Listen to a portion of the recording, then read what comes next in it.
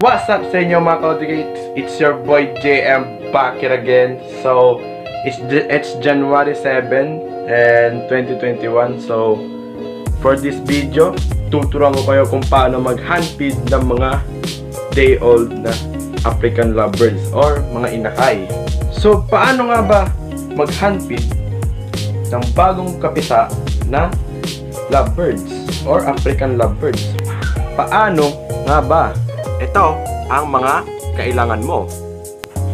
Kusot, lalagyan,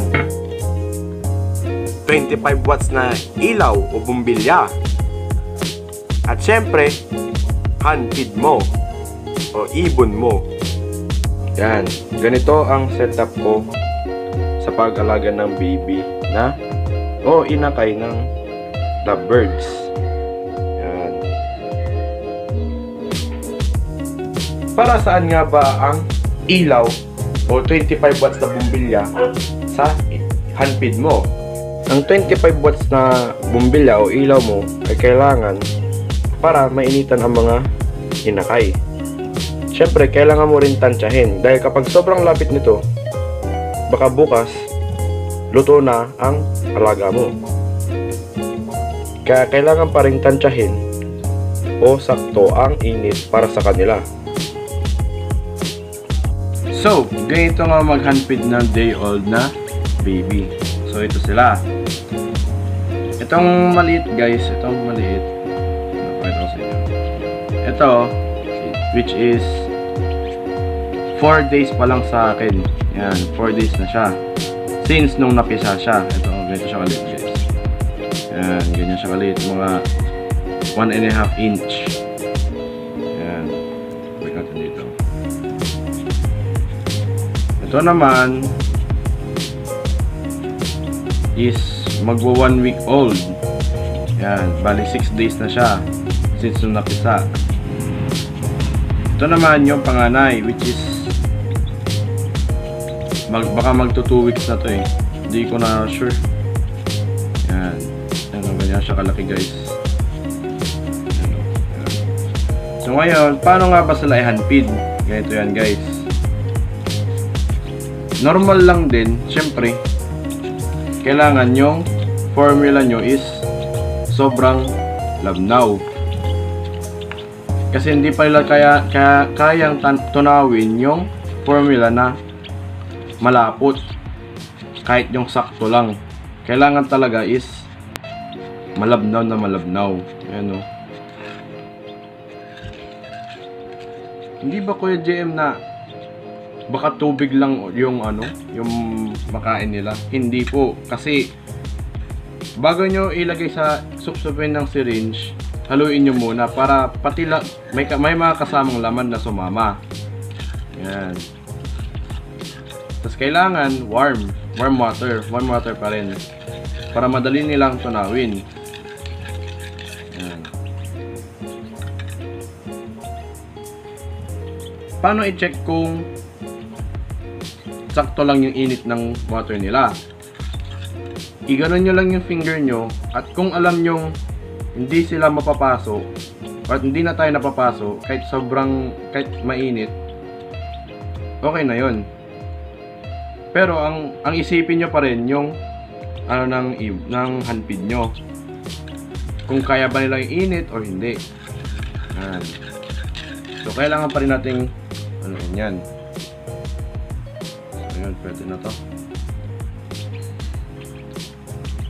So guys, hindi ako gumagamit ng may tube. Ayan o, may tube or may hose. Yan lang ang ginagamit ko guys. Ayan, ganyan lang. Tapos sa pag-handfeed ng day old, ganito yan guys. Ayan o, ganito yan ha.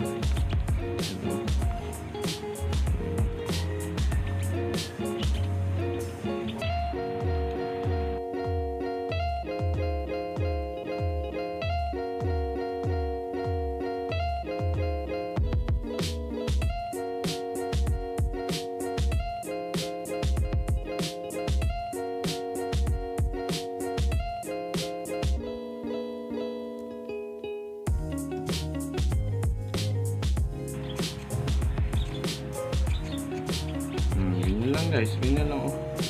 Hawakan nyo lang yung ulo nila. Kasi syempre hindi pa lang mabubuhat yan. Kailangan nyo pa rin silang suportahan. Syempre, iwasan nyo rin mapisil sila. Kasi sobrang fragile pa talaga yung ano. Fragile or delikado pa yung katawan nila. Yan.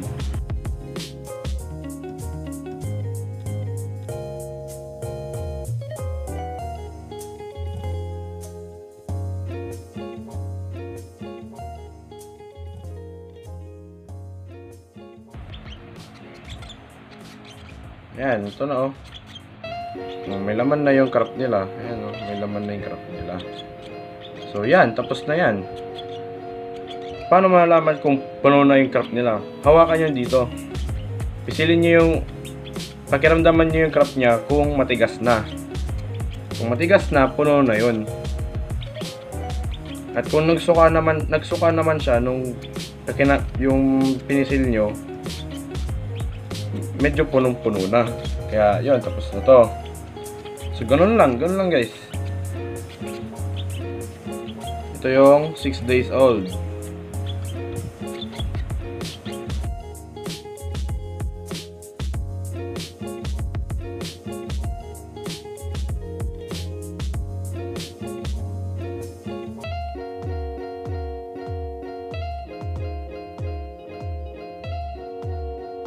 So yan, ganyan yung itsura nila. Ganyan yung itsura nila.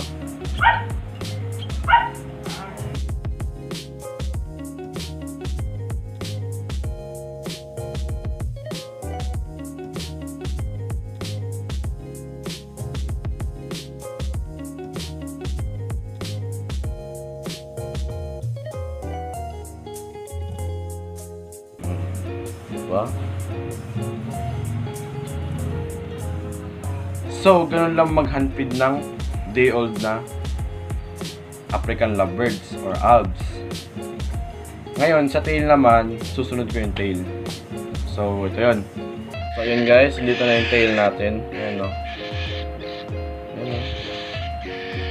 Fresh na nest box, pero grabe na yung ano niya. Ay, yung gulo. Ayan, so medyo makulit ang tail. So, ganito sa pakainin guys. Kailangan tumigas. Ayan.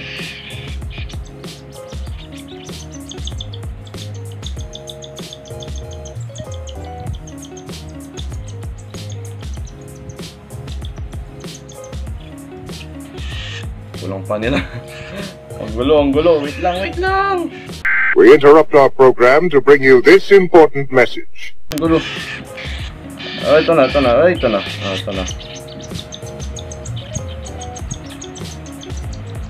Ay.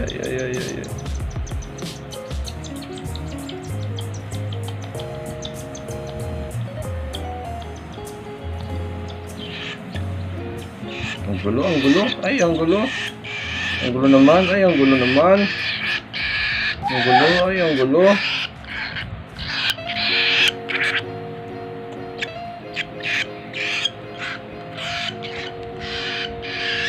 So yun guys, medyo magulong pakainin ng tail. Ganun talaga sila pag gutom. Ayan.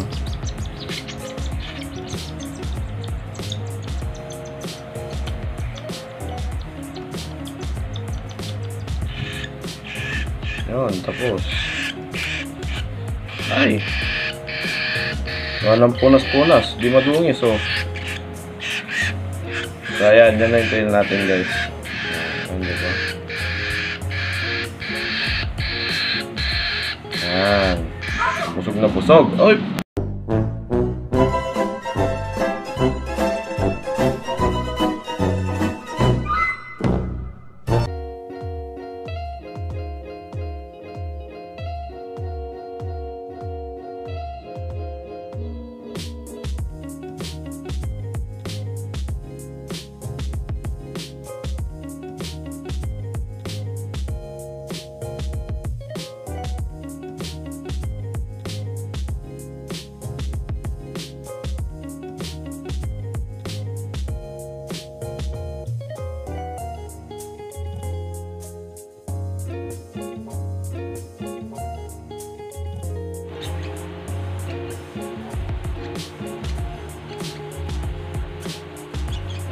So, para sa mechanics ng ating raffle, ito yon. Please like, comment, share, and subscribe. Yan ang patas natin sa raffle natin. Una, magko-comment kayo kung bakit gusto nyo manalo sa raffle na to. Pangalawa is mag-like, tas mag-share, and subscribe syempre sa ating mga videos at sa ating channel. So, good luck kung sino man ang manalo sa inyo. At pipili ako ng 2 lucky winners ng ating hand feed na African lovebirds. So, good luck sa inyo guys. Peace out.